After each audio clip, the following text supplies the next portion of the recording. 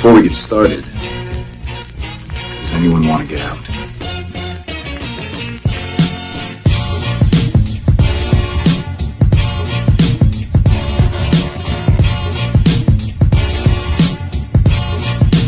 Feels so funky.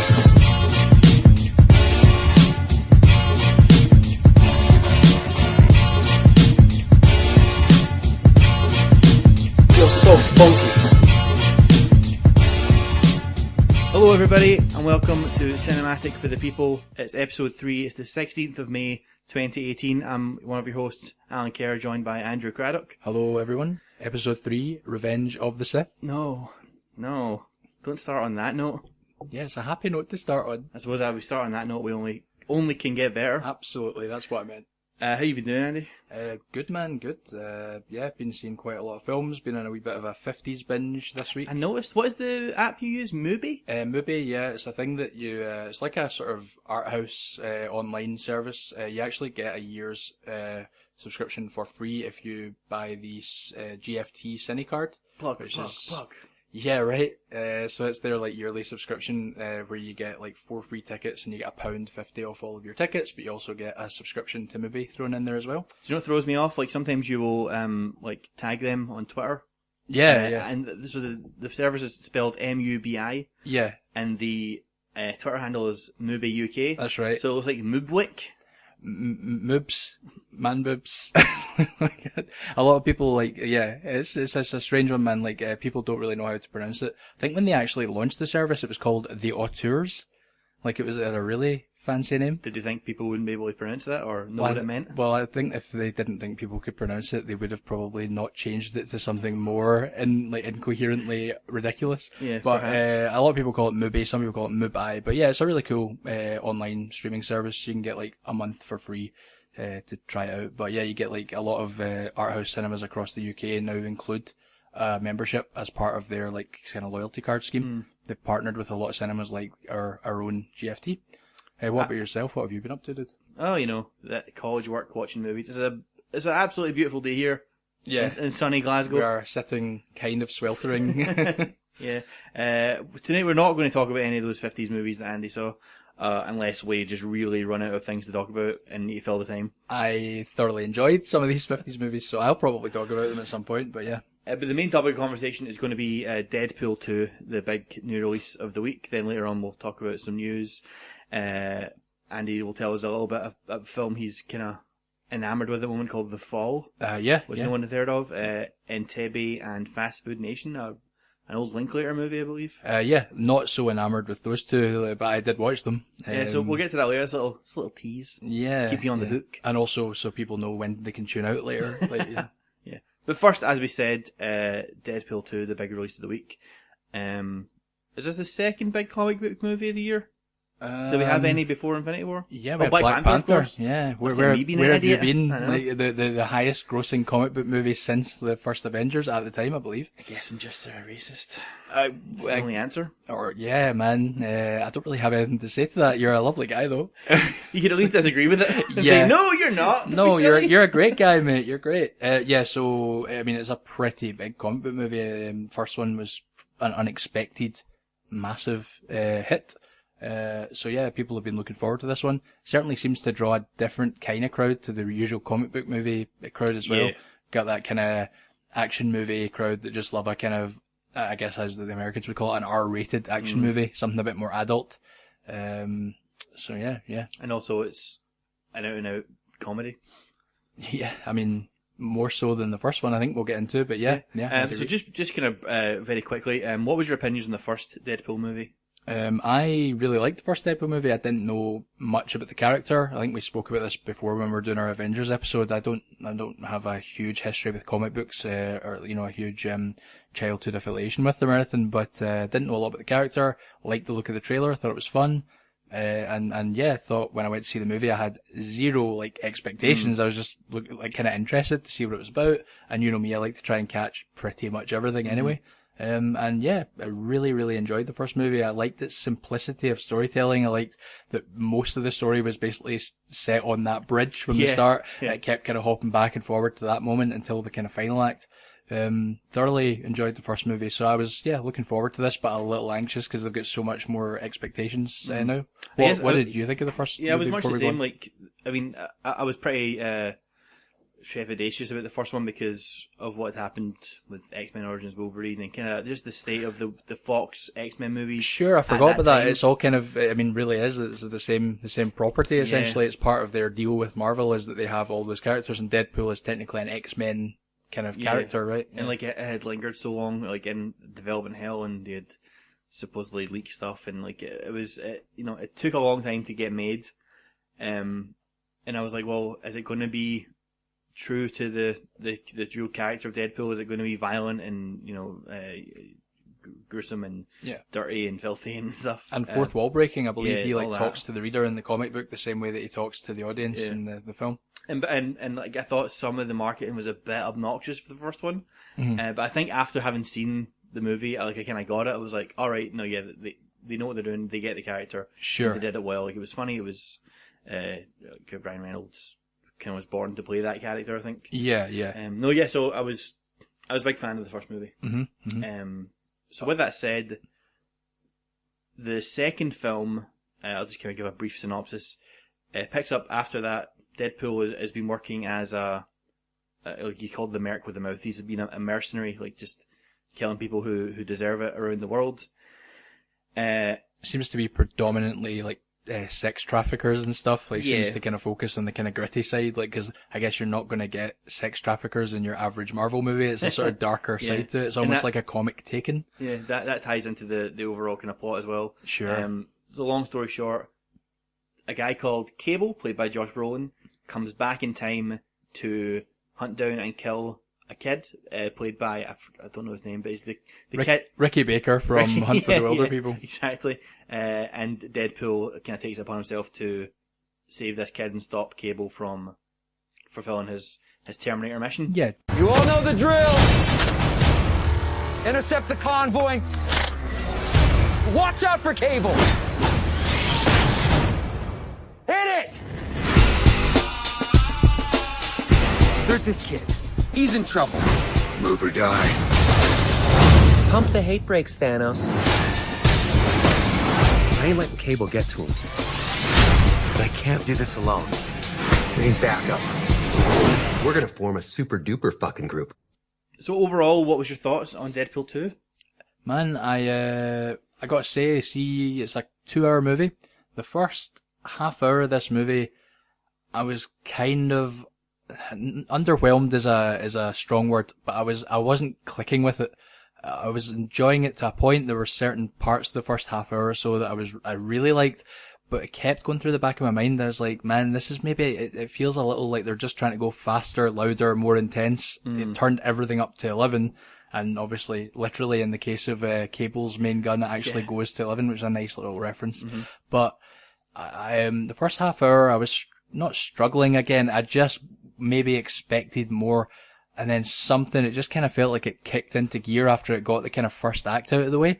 When he started to assemble his little team that was seen in the trailers, all that stuff, it started to get more fun. The pacing started to kind of increase. It was fast and furious, if you'll forgive that one, but it really grabbed me more as it went on. And towards the end, I was like howling, like at some of the jokes and some of the comedy was so well pitched.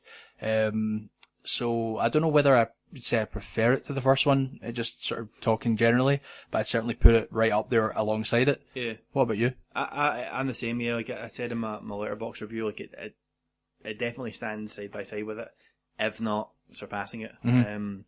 I can see where you're coming from with the first act. It's a lot of kind of setup, like, putting all the pieces in position. Yeah, maybe felt just a little too much set up, like a little bit too much. Here's what happens. But looking back on it, it didn't bother me because now that I really enjoyed the film, I look back in that first half hour and go, well, it was necessary. It sort of served its function and it got out of the way quick enough. And there's plenty of jokes in that section. And so I wonder whether it was just that kind of like when you look forward to something so much that you're kind of like, oh right, it's not maybe hitting those highs that I was expecting, but in retrospect, it was stronger than maybe I thought at the time.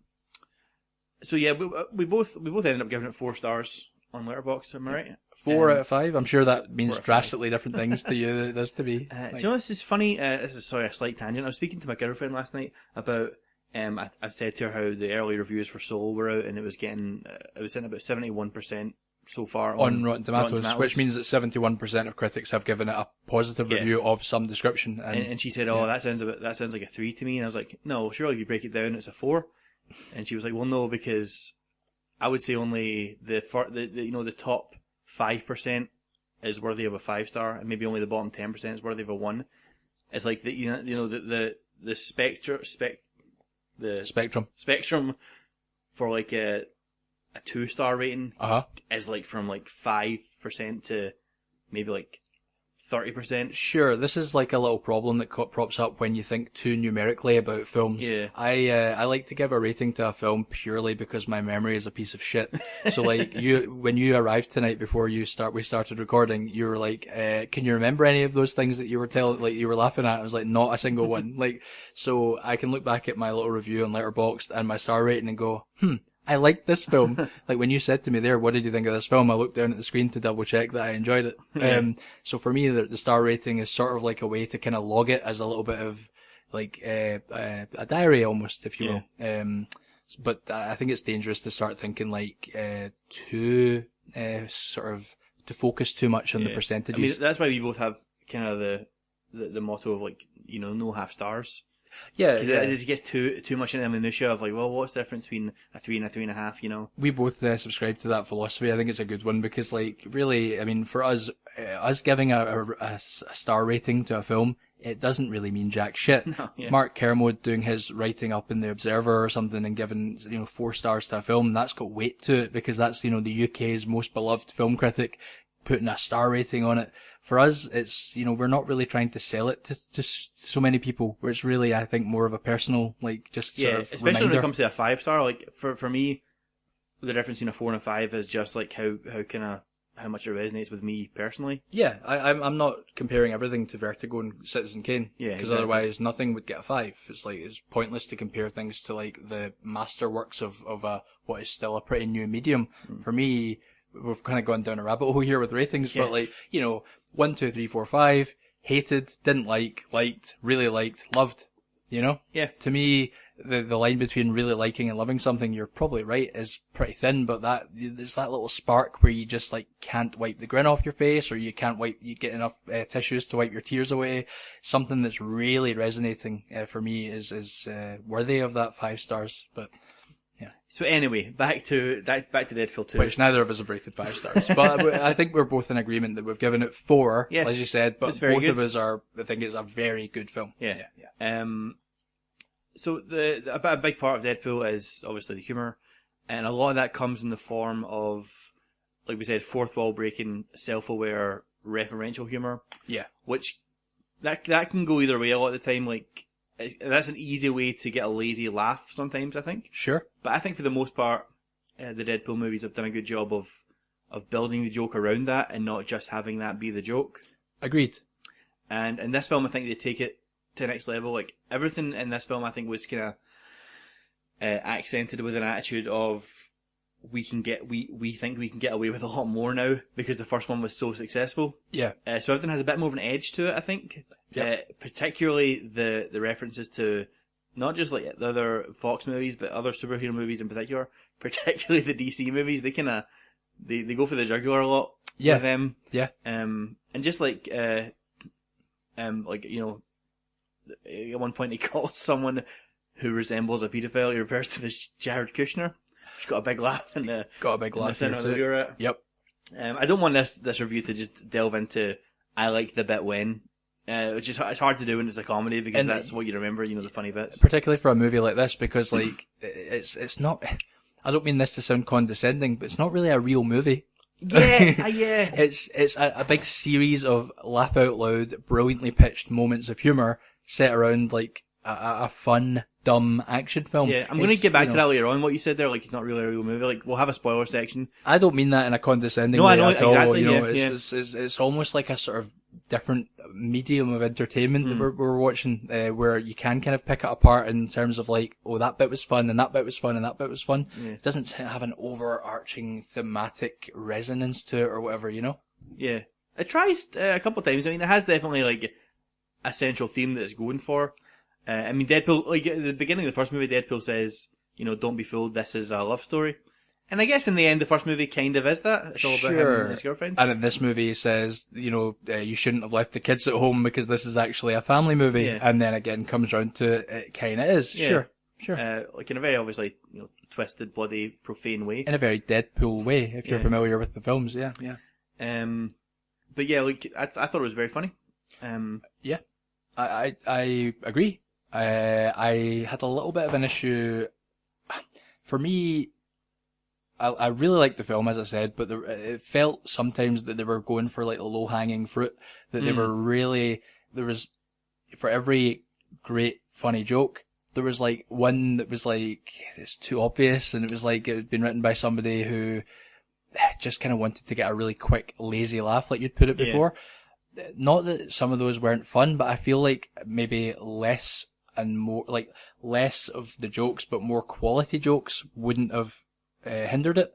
I could probably throw the same accusation at the first film. I think both are great comedies, but there still are moments where I could hear everybody laughing at certain things in the film that to me just seemed kind of obvious, and so obvious that, like I said, I can't remember any fucking specifics at all. The comedy worked for the most part for me though, and I did find that they just got the tone of it like really, really right. What you were saying there about the low-hanging fruit and like kind of the amount of jokes, like that's something I kind of picked up on, where I thought there is, you notice the occasional joke that doesn't land, but because there is like so many of them, they come at such a quick pace. Like it's only ever a momentary thing where you're like, you know, that one didn't really hit me. Agreed. And for me in the cinema that I was at, which was again the IMAX that I went to see this one in, and in glorious 2D as well. Thank goodness they didn't 3D this one. I can't remember the last time I saw a 3D movie, and that's a deliberate choice. Avengers for me, because when you go and see an IMAX movie, if it's been made in 3D, they will try and push the 3D more often than not. So no, I saw it in the IMAX movie screen, not quite sold out, but pretty busy. And there weren't really any moments of silence for any jokes. It was like half the audience were laughing at some bits, and the other half were laughing at other bits. So it seemed like kind of certain jokes were either going over people's heads, or they just didn't like the humor of certain, you know, certain types of jokes, and other people were laughing at other bits. So I guess that's like a strength, that it's kind of playing to like the whole audience. Yeah, we can cater to everyone. Like that's probably why it made so much money and why it's so popular. Yeah, so it does have the kind of big dumb humor, which to me was like, it wasn't bad, it just wasn't like, I couldn't understand the level of laughing that was going on for some of it. Like people were really enjoying some of it. A lot of time when you're in a comedy movie, like if it's done a good job in the first like half hour or whatever to kind of get you in that mood, like, you know, you go along for the ride with everyone. You're already having fun. So yeah, I did have fun with it, and I think, like I said, after that first half hour, I kind of got on board with it more somehow. I can't exactly remember the moment that happened. It just seemed to kind of click. I think I put it in my review. It just kind of went up a gear. Yeah, well, there is a definite point where it's like, the story starts kind of. It's like set up, and it's like, okay, now we're gonna go and do our film. Yeah, would you say that would be when they are like, right, we need to go and find this kid now? Is that when the movie starts, or is it more like when it's like when Deadpool kind of like takes it upon himself to like make a change in his life and like try and get his heart in the right place? Right. You know? Well, does he make a decision to change his life, or does Colossus drag him off in a bag in pieces to the mansion? That was a wonderful moment when he tries to blow himself up It happens at the start and we see it in slow motion, and then later on it cut. Yeah. I suppose that's actually when the story does start, because it comes full circle to that moment, and it's like, right, that's our first half hour done. Here we go. That's the point. You've rejigged my shitty memory to that bit. It was a good bit. Speaking of Colossus, I would say one of the major weaknesses, and it was the same with the first one, is that the CGI isn't up to the same standard of some of the bigger budget kind of summer blockbusters we're used to. Yeah, I'd say it's not really a problem for me with Colossus. It worked. He worked fine for me. When we got a character like coming in later, like he looked kind of cartoony, and I was gonna, I might bleep that because was that considered? Like, yeah, I know there are people who would like to not know that. You see, this is the thing with like spoilers. Like, what is a spoiler? It's like Ryan Reynolds is in this movie. It's like, oh, how dare you spoil that for me? Or I don't know. So I don't know shit about comic book movies, man, and all these characters. So like, well, I'll maybe bleep it just because I know it'd be quite funny to imply that you're saying something. Okay. So when that character is on screen, it's yeah, some of the CG felt really cartoony, and there were a few moments in the big action sequences where you're like, wow, this looks a little kind of cheap. But in fairness, man, like, compare it to the Avengers from a few weeks ago with, like, probably 3 or 4 times the budget.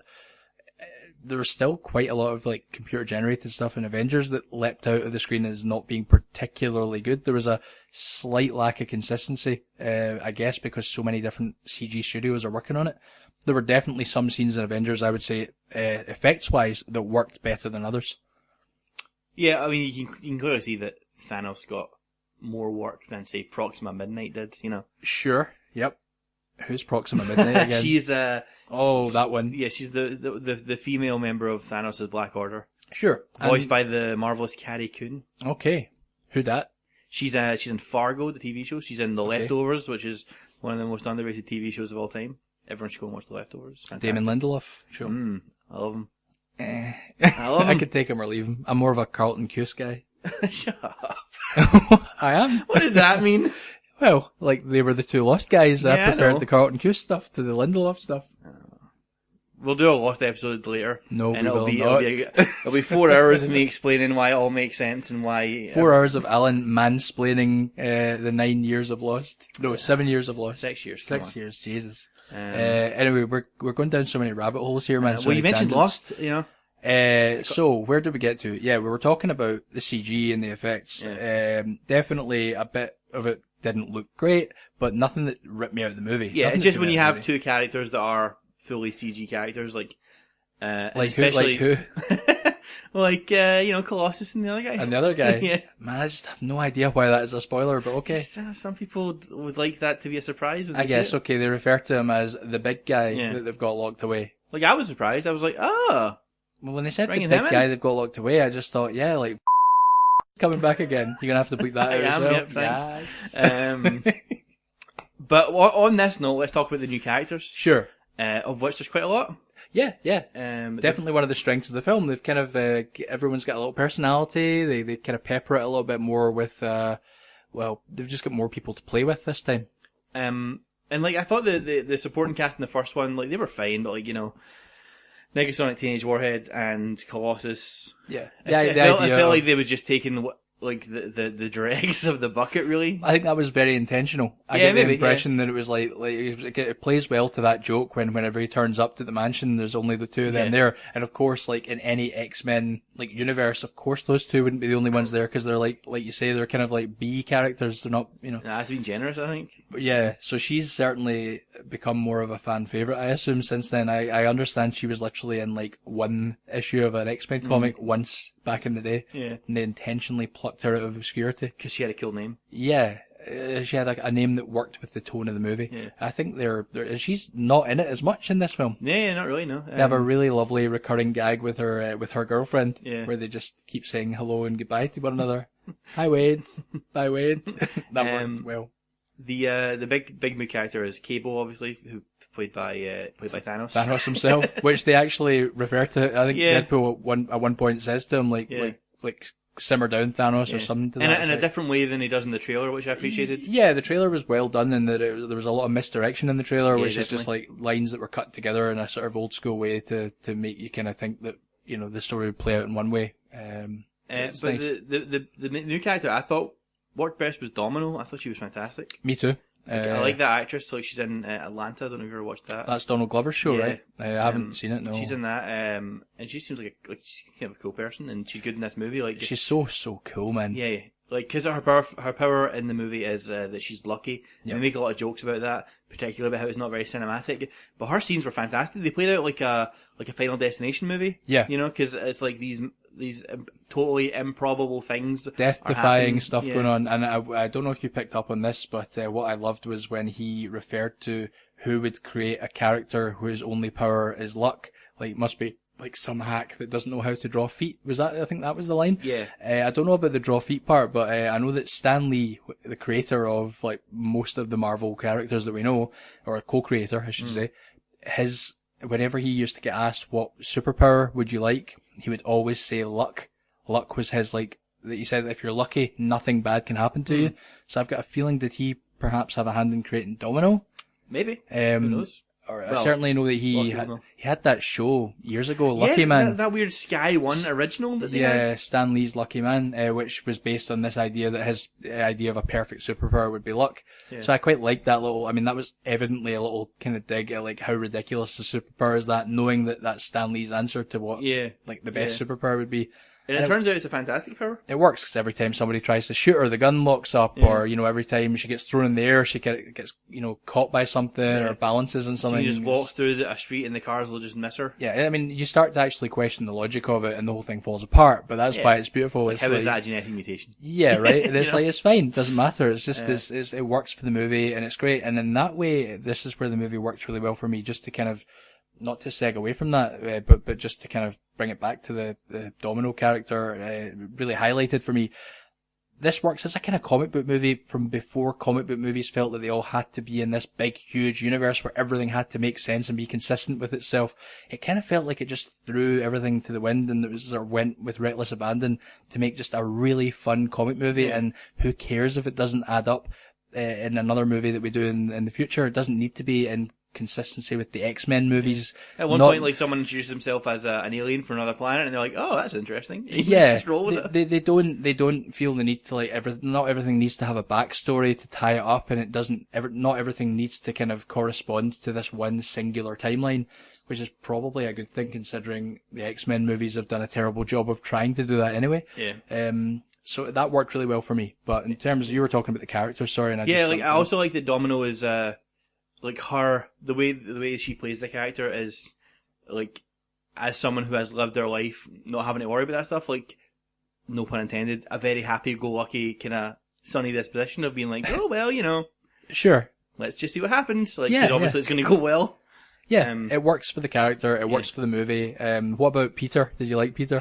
I like all of the X-Force. Like, we'll talk more about that when we get into the spoiler section. Okay. But everything surrounding the X-Force team was fantastic. Yeah, and made to look probably like a bigger part of the movie in the trailer than it turned out to be, which was just wonderful. Yeah.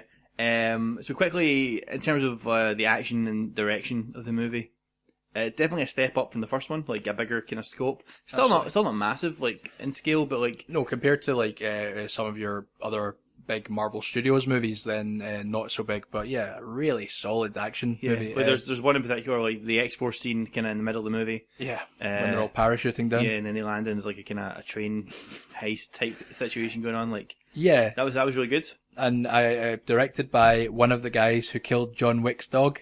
Yeah, as it says at the start of the movie. I got a huge laugh in the cinema. Yeah. Again, I know we're kind of jumping around here, but the opening credits are kind of a James Bond pastiche. Yeah, and like the first one, the titles and stuff are all very self-aware, like, written by the real villains, all that sort of stuff. Yeah, I liked. I think the director is a different director. I'm pretty sure. David, is it Leitch? Whoever the guy is who killed one of John Wick's dogs, because John Wick was directed by two people. I'll take your word for it. Yeah, and I think they both had a history in stunts and choreography. That makes sense. Hence the really strong action stuff. Or certainly one of them did. I think it's this guy that's doing Deadpool. Mm-hmm. I thought, really, really big step up in the action, like you said. I don't know that I thought Ricky Ricky, what's his second name? Ricky Baker from Hunt Yeah. for the Wilder I People, don't know aka New Zealand actor Gillian Dennison. Yeah, I don't know that Ricky Baker was all that great in this. I Like, see. I thought he was good. I really liked him in the role. I don't know. Maybe he just wasn't given as much to do, or maybe like I kind of still just see him as Ricky Baker. I mean, clearly I'm referring to him as that, so I do just see him as that. Sure.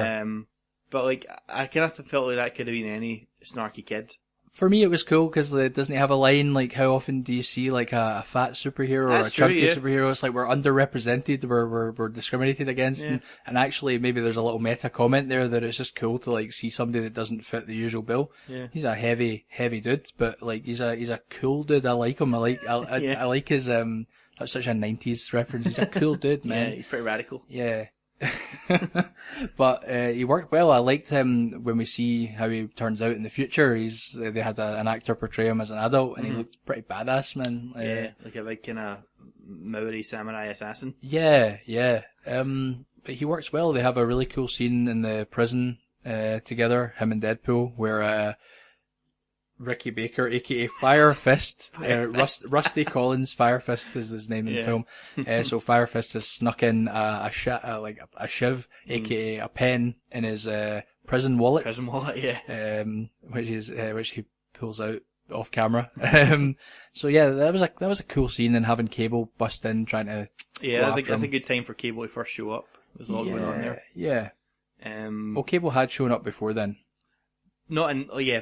That was when he showed up in our time and like kind of met the characters and stuff. Is that so? Well, he had the Terminator scene where it's like first comes through and he's like it goes basically give me your shoes, your boots, and your motorcycle, all that sort of stuff. Yeah, like He doesn't actually say that, but like he shows for a up. film that I saw last night, I'm finding it really hard to piece the pieces together. Like it's so much happens in the film. It's so quick. Like the pacing is so quick and fun. And I guess, like you said, it all can kind of be taken as little sections, little sketches almost. It does feel like you could probably re-edit some of this stuff together in different order, and it wouldn't make a big difference in a way. All I remember about the scene when he first arrives is that he takes their beer. Yeah, but he says something to them. I can't remember what. It's not important. Okay, moving on. Moving on. There's quite a few bits where they go for not drama by any means, but like, a bit more of an emotional. It's not all comedy. It's not all silly. Look at my balls type jokes. But then it's mixed with look at my balls type jokes. Yeah, they know when and where to pepper a little bit of levity in there, but like there's a few bits where it goes for like some heartfelt stuff. Did you think that worked?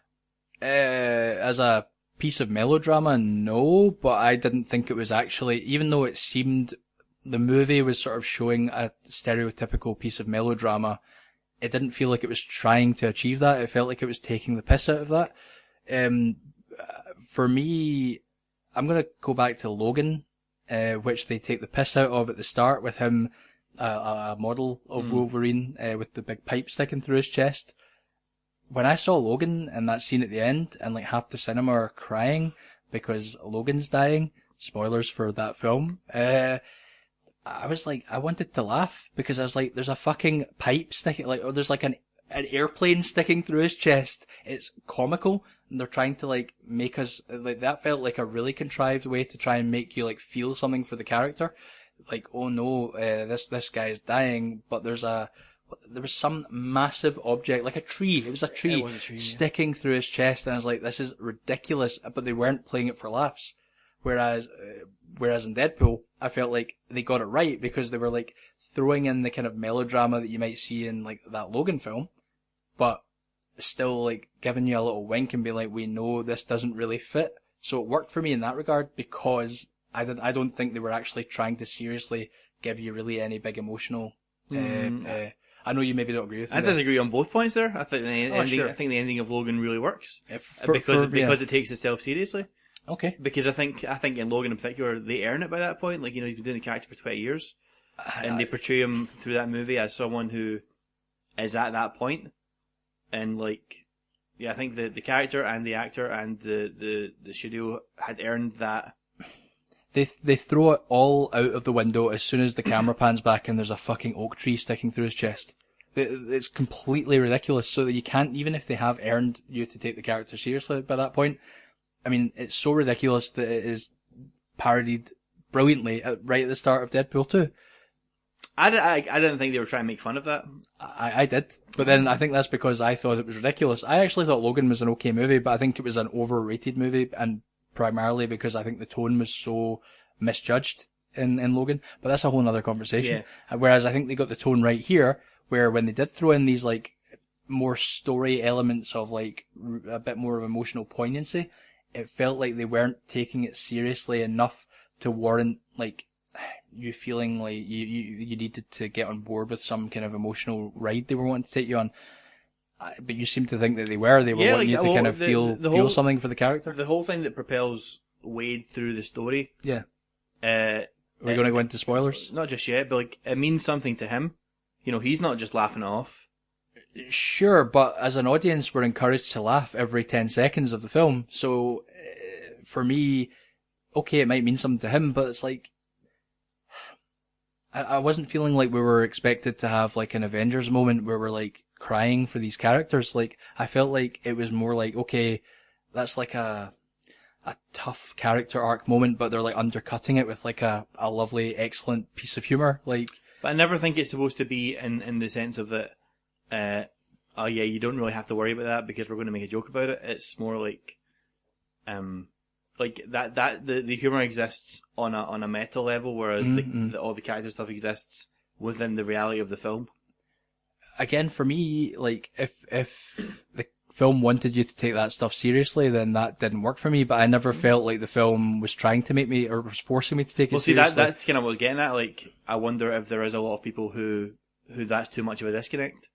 It's not even that it's so much of a disconnect. For me, I'm thinking like this film has already like had a boy sneak a biro pen into a prison up his ass. Like, so why am I like being encouraged to feel sorry for like his emotional loss? Like even Cable's stuff. Are we going into spoilers, by the way? Like, let's do that now then.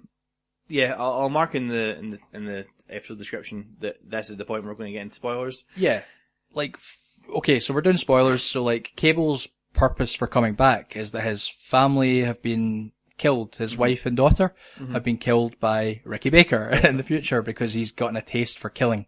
Because he's had a horrible upbringing in this sort of school for reforming mutants. It's basically Looper, this movie, right? Yeah, he's the Rainmaker, essentially. It's a similar idea.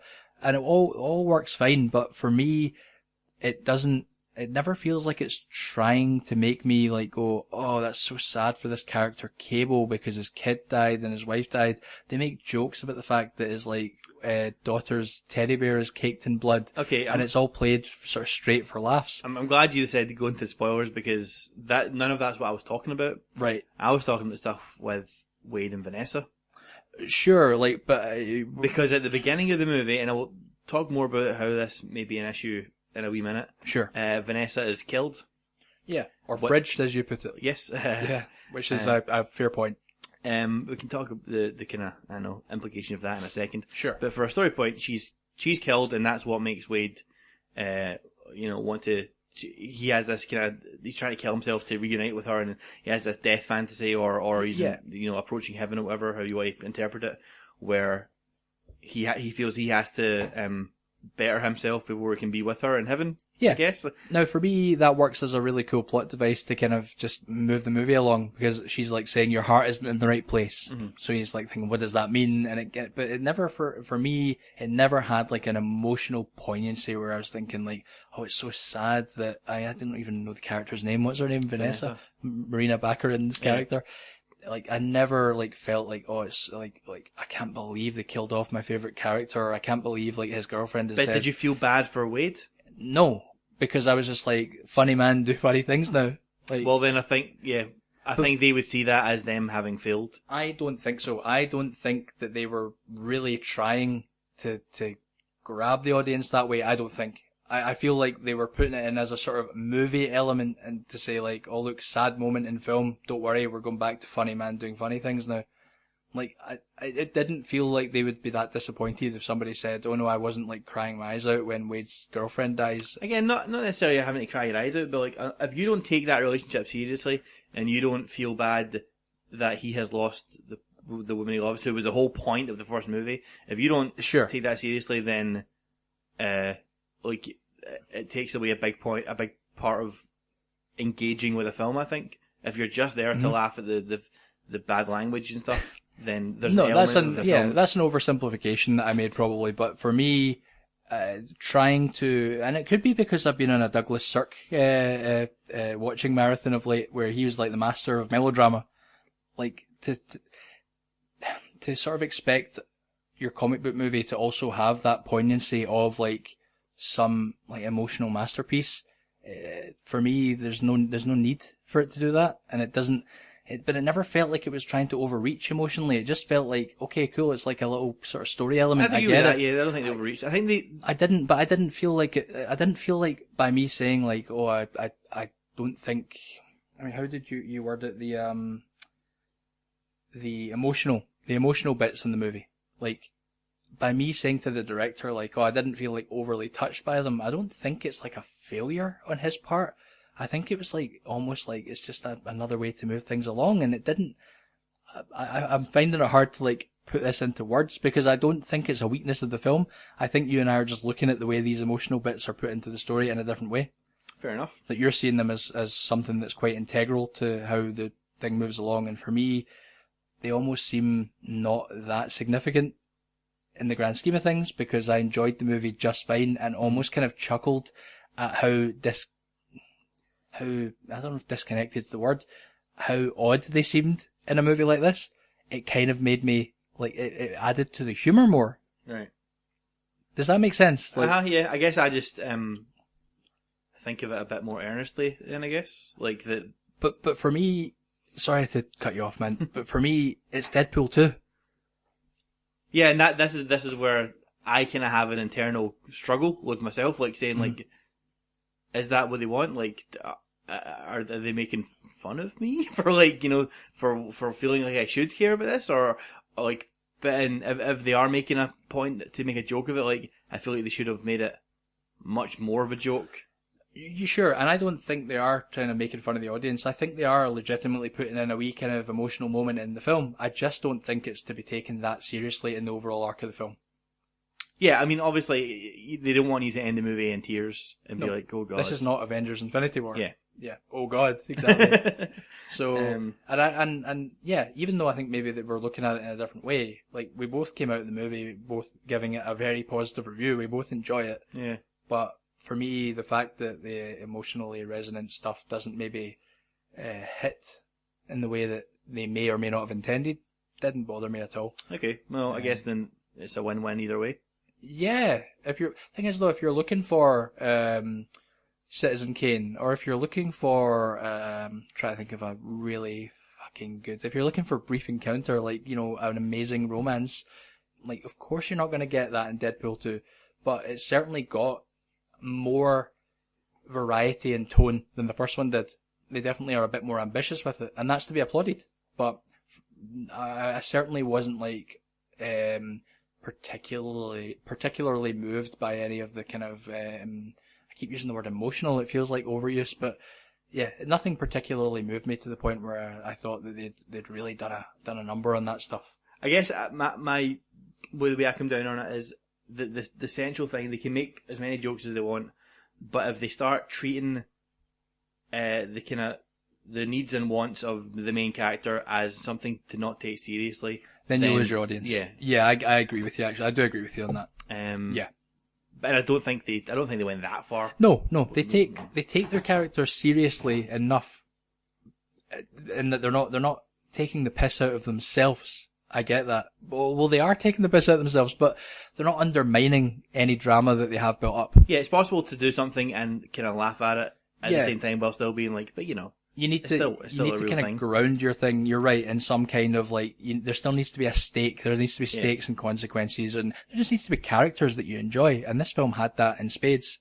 So let's talk about, like I said, the fridging of Marina Baccarin. Mm-hmm. So if you don't know what that means, I think we may have talked about it in the first episode. We talked about it off Mic. Off mic, yeah, last week, I believe. Fridging is when a female character is killed in order to basically give the male character something to do, like propel their story. Yeah, just to advance the story of the male character and nothing else. Yeah, and that's kind of what they do in this. Like in the first 15 minutes, she's killed off, caught in the crossfire, and that's what propels Deadpool to go on his mission. Yeah, maybe you want to explain what the fridging means, actually. It comes from, I think it's a Green Lantern comic or a Green Arrow comic. From what I understand, it's a Green Lantern comic, yeah, where a girlfriend is introduced and she's introduced and killed in the same issue or same within series, a very short window, yeah. Just to progress the story for the character and give him something to fight back and for. She's killed and her body is found inside a fridge. In a fridge, sorry. So that's where that comes from. And I thought, okay, well maybe they'll make it kind of, an observational meta joke about it, and they don't really. Strange that they didn't. Yeah. Considering, like you say, that her character was pretty, independent, and I don't want to use the word sassy, but like a really prominent part of the first movie as well. Yeah, she wasn't just like. Where I guess she was still kind of a damsel in distress in that movie. Yeah, well, she does end up having to be saved at the end, I guess. So that, but she didn't feel like the traditional damsel in distress. She seemed like she had a bit more meat to her. Yeah. It's strange that they didn't carve out the character more in this film, but I guess the story they've gone for in this relies on her being killed, so that he then has like a death wish. And then I guess she still pops up throughout the movie. Yeah. She gives him advice in these sort of like sequences that are like Tully from last week. These water dreamlike sequences. And then even at the end, which we'll get into now, like I've got here as a talking point, fridging Vanessa and the implications of time travel. Because at the end, over the mid-credits, Deadpool uses Cable's time mechanic to go back in time and do a series of very funny things. Yes. But also one of them is to save Vanessa from being killed. Yeah. So like, is that canon into the next movie? Like, yeah. How's that like? But it's Deadpool 2, so don't take it so seriously. Don't worry about it too much. Just like I said this in my review. Like that was the point where I was kind of like, oh, but how's this going to work? But then am I supposed to just be like, oh, don't worry about it. It's a silly Deadpool movie. Yeah, and kind of. Partly, I'm like, all right, cool. Kind of, you are. Like, it's like if you watch Terminator, it's like, well, how does this work? How does this time travel work? It's like you just enjoy the film, and Looper does it perfectly when they even actually bring it up in dialogue. When Joseph Gordon-Levitt's like, so how does time travel work? He's like, listen, kid, like this could go on all day. We could just talk about this all day, but let's just get down to the film. Yeah. Like, I think that's fine. I liked the mid-credit stuff. It was very funny, yeah. It worked well. And again, it goes back to that way where they just don't really care about like making this big cohesive universe building story. They're just having fun making a film that's fun to watch. Yeah. And that's, for me, that's when the film plays to its strengths the most. Yeah. A big part of Deadpool is they always talk about how it subverts the comic book genre and expectations and stuff. And on that note, the X-Force, the team that is all part of the trailers. Is this like a big thing in the comics, the X-Force? Yeah. Like, right, I don't know that those specific characters are like, classic members. Are they like an alternative team of like mutants? Yeah, like they're like the X-Men who do like kind of like the dirty work. Right, the mercs basically. Yeah. If you like, okay, and they almost all of them are killed minutes after they're introduced, and it's fantastic in hilarious ways. You liked it, yeah. They're all just like basically like they're under the leadership of Deadpool, which is a bad way to be. And Peter, who's the guy who doesn't have any powers that everyone's probably seen in the trailer, says, isn't anyone concerned about this, like, high wind up here? And they all kind of laugh. Don't worry about it, yeah.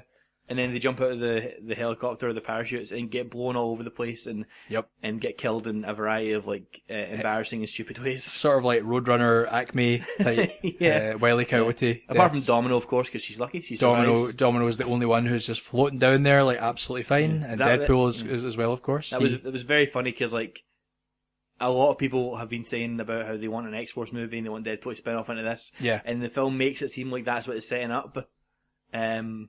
And then just like throws it out the window in a really like unceremonious way. Yeah, and it's brilliant. Even Peter, you think he's going to make it, and then the guy vomits his acid blood all over his arm, and his arm just dissolves. It's fantastic. Yeah. Did you pick up on some of the cameos that were in it?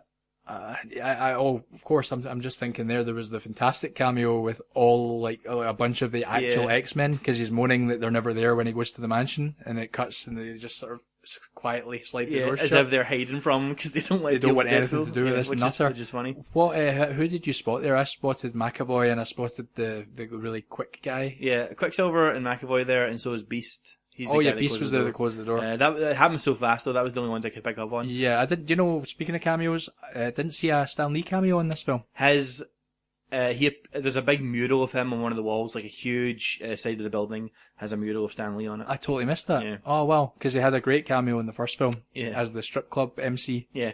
There's also a part where there's a superhero who's called the Vanisher, and the joke is that you never know if they're talking to someone or if it's just like an empty space, and then there's like a parachute that's just floating there, and then when he jumps out of the plane and dies, he lands in a power line and gets electrocuted, and like just for a flash you see that he's played by Brad Pitt. Of course, it was Brad Pitt. Yeah. That's right. I wasn't sure. I remember like there's like that brief moment, and you could see people in the audience turning to each other. Yeah, I you go, completely forgot about that. Was that Brad Pitt? Yeah. Speaking of Stan Lee, though, I always like to look out for his cameos. I love them in the movies, the Marvel movies. And probably when they were filming this was probably around the time his wife died. So I would imagine he's been going through. He's not a well guy, and he's going through a lot of woes right now. So I wouldn't be surprised if we maybe don't see another live action cameo from him. I know that maybe a year or two ago I heard that they had filmed like several 3 or 4 in for a the go. next couple of movies. Yeah. Just planning because he's in his 90s now, mid 90s. I think he was born in 1922. My God. Yep. He's seen a lot. He has. Yep. They'll probably put him in digitally for years to come, I'd imagine. As well. Yeah, damn. He'd probably be fine with that though. Yeah, Excelsior and all that. Yep. True believers. That about does it for what I've got to say about Deadpool. We both very much enjoyed it. We should wrap up our discussion of Deadpool. I think we both did enjoy it a lot. We both had our, different little qualms about it maybe, but either way I would Nothing still... that ruins the movie. Not in the slightest. I thought it was a thoroughly enjoyable, fun, action-packed, comic film. So I'm going to just kind of really quickly go through the news. Gambit is supposedly beginning production this summer. Yeah. Still doesn't have a director. This is another X-Men one that's just been going on and on and on, Yeah, Channing Tatum supposedly playing Gambit, but again... I don't really know much about the character, but I like Channing Tatum plenty. I think he's a great actor. I know that he has a Louisiana accent and he throws cards, and I thought he was pretty cool in the X-Men animated TV show. Oh yeah, the old Saturday morning cartoon. There was a trailer for Bohemian Rhapsody, the Queen biopic. Did you see that? I didn't see it, no. Oh, no? I saw the poster. Rami Malek. Rami? I think, I don't know. Rami Malek is what I would have pronounced it. The guy from Mr. Robot, right? He seems like he's doing a good job. I don't know him. I don't think I've seen him in anything. He's got some big prosthetic teeth. Okay. And yeah, it looks like I imagine they're going to just use actual sound footage of Freddie Mercury's voice and not try and have someone replicate it, because it's a really distinct voice. Yeah, I mean, they sometimes do that really well, like the Johnny Cash biopic, Walk the Line. They did some great, Yeah, I think that was more just Joaquin Phoenix kind of doing like a voice inspired. He wasn't trying to go for like a pitch perfect impression. Sure. And that worked. In which case, maybe they could get away with doing that in the Queen biopic, but who knows? I think Freddie Mercury, I think that voice is kind of too iconic to... Mm-hmm. It's more a biopic of Mercury as well, isn't it? Yeah, like the troubles behind the production kind of stem from that, and like Queen wanted it to be more about the legacy of the band in general and how they bounced back after, wasn't it? That's right. But no, this is the story leading up to the Live Aid concert. Right. Yeah. So which was their last concert or the last show? I'm not sure, but I know that he didn't live much longer after that. Yeah, I've got a feeling that was the last time they played together. Guillermo Del Toro is developing, get this, a horror anthology show for Netflix. It sounds great. I know, right? All those words are good. I love anthology stuff, and there's not enough anthology things out there. It's going to be called 10 After Midnight. Great. I mean, how could anybody be disappointed by that? Just won the Oscar for Best Director, Best Film.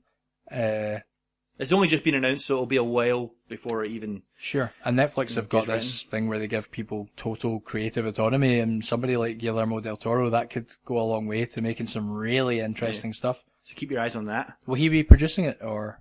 Producing and possibly... I think they're all... he's kind of writing the outline. Like story treatments and stuff, right? For all the episodes. And he'll direct maybe one or two. Yeah. Sort of like the Alfred Hitchcock TV show. He didn't really direct any of them, but he kind of had a hand in them. That was an old kind of anthology show. All right, cool. And Del Toro is like Mr. Hitchcock. I mean, he is like a huge fan of Alfred Hitchcock, so I imagine it will be a little bit inspired by that stuff. Yeah, cool. So moving on to what we've been watching for this week. The only thing I've really watched, I don't want to talk about it too much because I would like one day to do a full episode on it. After talking about it last week, I rewatched Zodiac. Which I tweeted about. It's still fantastic. I still haven't seen Zodiac as of last week, good. so I'm sure it is still fantastic, but I haven't seen it. If you want to see what it would look like if Tony Stark and Bruce Banner were like kind of in the 70s as a cop and a journalist, check it out. Oh, I mean, I love Fincher. I take it as your favourite Fincher film then? I mean, it's either that or The Social Network. I like them both. Interesting. A lot. For me, it's Gone Girl. Gone Girl's also very good. Something about that film, I just couldn't believe how good it was. And I watched it late. I came to it late. But yeah, if you've not seen Zodiac, go and watch it, man. Like, not enough people have seen it. I mean, yeah, it was only half of us have seen it. Yeah, only 50% of the people at this table have seen that film. I think I said this last week. The only reason I haven't seen it is it's just never been available in any of the multitude of services that I subscribe to. And when there's so many other things to watch on those services, I'm not going out my way to go and buy a DVD of a film or whatever it is, you know. But you've seen a bit more than I have this week. Yeah, I think how many have I seen? 8 films, including Deadpool 2. Well, we've got about 10 minutes left, so. No, I'm not going to talk about them all. I've seen a few things. Any in particular that you're interested The ones I wrote about? down with the Entebbe, because it's a new release. That was the only new release that I saw. It was alright. It was alright, and it actually wasn't that alright. It was kind of... You gave it 2, I believe. Yeah, I wasn't that enthused by it. I saw it with my dad. My dad enjoyed it more than I did. It's about a real life hijacking that happened when some German terrorists, I guess, were helping some Palestinian terrorists to hijack a plane, leaving from Israel going to Paris. When did this happen? The 70s. Oh. They hijacked this plane and took it to Idi Amin's Uganda. Entebbe. A lot of different nationalities getting involved here. Yeah, it's pretty delicate stuff though, man. Like, because essentially what this boiled down to was some Germans who were actually doing this so they could negotiate to have people on their their group released from prisons. But then it basically was framed as, hold on a minute, there's a bunch of Germans who have hijacked a plane full of Jews. And even the Germans didn't want that to be framed that way. The German terrorists, it was not their intention. They saw themselves obviously as freedom fighters. The film, it just wasn't particularly well handled. It was kind of boring. Rosamund Pike and Daniel Brühl were the main characters in it. They're good actors. Christ, Rosamund Pike is in Gone Girl that we just spoke about. She's fantastic in it. Phenomenal. In fairness, she's not the most consistent performer. I don't think I've seen her in a lot of stuff where she's not great, but she was not great in this. Daniel Brühl wasn't great. Nobody really it didn't feel like anyone had much to work with. The film kind of seemed to be pieced together kind of haphazardly. Well, do you think this was like made a while ago and this is them just kind of like trying to get it out somewhere? It's like, well, how are we going to put this out? It did feel like they might as well put it out on like Netflix and maybe made a bit more money out of it. It's not been getting great reviews. I don't think it's terrible by any means. It just never really feels like it comes together as a cohesive whole. Interesting story, perhaps the kind of thing that might have worked better as a documentary as well. Yeah, that sounds like it. It had the guy that starred as the Israeli Prime Minister was in Foxtrot, which has been one of my favourite movies this year, an Israeli film that I saw at the film festival. So for half the film, whenever he was on screen, I was like, man, I wish I was watching Foxtrot again. So yeah, wouldn't really recommend Entebbe. And the other thing you were quite effusive about was a movie called The Fall. Effusive, I like this fancy word. Which I have never heard of, and you had never heard of. I'd never heard of this movie. It was on Mubi, and what I do on Letterboxd is I make a little private list for myself. Mubi has a thing where they only ever have 30 films at one time. So every day, one film gets taken off and a new film gets added. So there's always a movie to watch every day. You could literally, if you're like me and you like to watch a movie every day, you could literally do it on Mubi. So what I do in Letterboxd, I create a little private list and I sort them by like average rating on Mubi, just so I can kind of get an idea of what's the best stuff on there, particularly stuff I haven't seen. And this one, The Fall, came up and it was really high up there. It was right in amongst like Touch of Evil, Written on the Wind, All That Heaven Allows. These are some other movies I watched this week. They're all amazing. Everyone should watch these. So this is your 50s binge you were on. This is my 50s binge, yep. And so The Fall was in there and I was like, I've never heard of this film. I didn't know any of the actors that were in it. It was a 2006 movie, is that right? 2006. It was directed by Tarsem Singh, who goes by just Tarsem. He did something else that I saw. He did. The thing is, I looked at his filmography and I've never wanted to see any of his other Yeah, films. because one of them was rubbish. Selfless, No, not that one. Immortals. Yes, that was what I'm thinking of. Immortals. He's done, The Cell and Mirror Mirror. I think he was also attached to a video game movie at one point. I think that's why I know his name, Okay. So, which is not a good sign. I gotta tell you, man, like, those films don't look great, the other ones that I just mentioned, but the Fall, I'd never seen any of his movies. I had no idea what to expect. It is absolutely stunning. It is visually breathtaking. It took him 4 years to make. It's like a passion project on the scale of like Terry Gilliam's The Man Who Killed Don Quixote. Like a passion project that took him 4 years to make because basically they all convened and just shot as much as they could, and then had to kind of go and do other stuff. He funded it and financed it, I'm pretty sure mostly independently and himself. So I'm imagining maybe he's like sort of independently wealthy. The scale of the thing was just insane. It was this wonderful fantasy epic of a little girl who's injured her arm, got a broken arm, but her story is a lot darker than just a broken arm. How she ended up in hospital. It's set in the 1920s LA hospital, and she is talking with a stuntman who has injured himself on an old silent movie, and his legs aren't working, he can no longer walk, based as a result of this injury. So she kind of keeps him company, and he creates this story for her that he tells her, and as he tells the story, we see the story playing out with all these colourful characters. Charles Darwin is one of them. It's sort of got a League of Extraordinary Gentlemen feel to it, where it's like these sort of motifs and real characters like all coming together in a sort of heroic band to fight against the bad guy, and it's very kind of Campbellian in its storytelling, kind of Joseph Campbell's Hero with 1,000 Faces, sort of sticking to those heroic motifs and myths, but it's just got this like life of its own where like the real stuff and the fantasy stuff start to blend together at one point in the film, where the little girl and the stuntman kind of become characters in the story as well. So when you're watching the story play out, it's reflecting their relationship as they get to know one another. And his problems is, he's also like Deadpool, I suppose, got a death wish, but he really just wants to die because he feels like he's going to be paralyzed and he'll never be able to do anything again.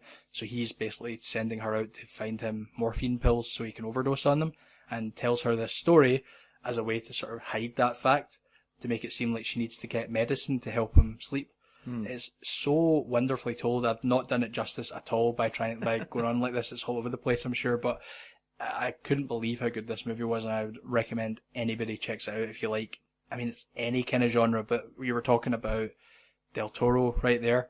It reminded me an awful lot of Pan's Labyrinth in the way that was told. But for me, I would rank it higher than Pan's Labyrinth, and that is high praise, I think. Yeah. And it's, right up there now with one of the best movies I've seen in some time, and I can't wait to watch it again. Also on Amazon Prime Video, you said? Yeah, I checked it out, and it's also like being licensed for Amazon Prime Video right now as well. Cool. But it's on Mubi too, and just check it out if you want something that is just wonderful to watch.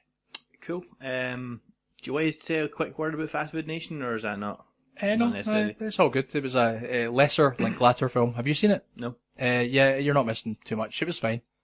It was fine. 2 hours. It kind of, Linklater's a good director. You can kind of watch his stuff and enjoy it even when he's not firing on all cylinders. And for me, that's what this was. It was fine. Cool. Well, that brings us to the end. Next week, there's no major kind of,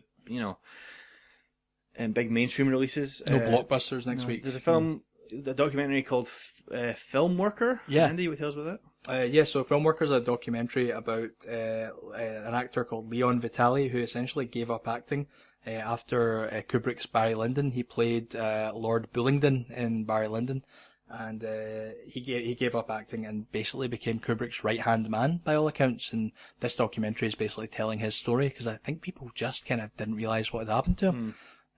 It sounds like a really interesting film. Kubrick, obviously, quite a secretive guy, not a lot of stuff known about him, really. He didn't really do many interviews, so I think this documentary should have quite a lot of interesting stories to tell about the actor Leon Vitali, but also about Kubrick himself. Yeah. And on that note, I think next week we're going to try and see that, and then just kind of have a general talk about that film and Kubrick's work. Yeah, we in were general. talking about maybe trying to catch that. It's not on in wide release. Sorry, it's on a more limited release. But we'll try and catch that, and then we think it will probably seg nicely into some good chat about Kubrick films. Neither of us have seen all of his work, but we've both seen a fair few of his films, and it'd be good to maybe chat about that. And there's a French movie called Jeune Femme. You didn't do French in school? Jeune femme. Jeune Femme. Young woman. Oh, oui. So yeah, French comedy drama about a woman who's moving on from a breakup. It won the Camera d'Or at Cannes 2017. The Camera d'Or. It's a cinematography award. Ah. Yeah. A movie called, this is a horror word, The Wound. The Wound, yeah. South African entry for Best Foreign Language Film at the 2018 Oscars. Don't know a great deal about the film, but it sounds interesting. And something called The Young Karl Marx. I wonder what that's about. Well, it's the new Raoul Peck film. His last film was I Am Not Your Negro, which was sensationally good. Is this also a documentary? It is not. No, it's a narrative film. It's not been getting the strongest reviews, but That's a shame, because I Am Not Your Negro was very, very good. Oh, stunning. Raoul Peck, just the very fact that he's attached to it makes me kind of interested to catch it, but, there's just so much to see, so hopefully we'll, catch some of these films. Cool, and that brings us to the end. If you want to get in touch with us about your thoughts on Deadpool 2, you can get us on Twitter at cinematicpod. We're also, you can email us at cftppod@gmail.com, or if you have thoughts on Kubrick you want us to talk about next week, feel free to let us know. Or anything else, really. If you want to ask us what kind of tree is. Yeah. You know? Or what kind of tree it was that was sticking out of Logan's chest at the end of that film. If you want to shout at Andy for not appreciating the emotional heft of the end of Logan, or please if you do. want to say the opposite to Alan for over-appreciating the emotional heft at the end of that movie. If people do want to shout at you, where can they do that, Andy? So I'm on Twitter at the Technogoat, all one word, the Technogoat, and I am also on Letterboxd. That's Letterboxd, Letterboxd, just Technogoat, just one word, Technogoat. And I am similarly Super Disco Bacon on Twitter and also on Letterboxd. If you don't know what Letterboxd is, I realise we've mentioned it a few times without any context. It's a movie review and kind of social network diary site. Yeah, it's just a really pretty website to keep an idea good, yeah. of all the stuff you watch. It's really handy if you watch a lot of movies, and like we were talking earlier, it's really handy if you can't remember what movies you've seen in the last week or so. It's a good site. You'll hear us talk about it often. We will often talk about it. And that brings us to the end. Thank you for listening, and join in next week.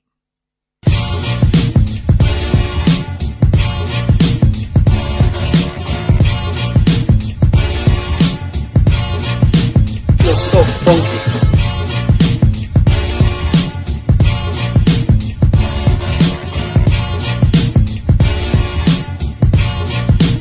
You're so funky.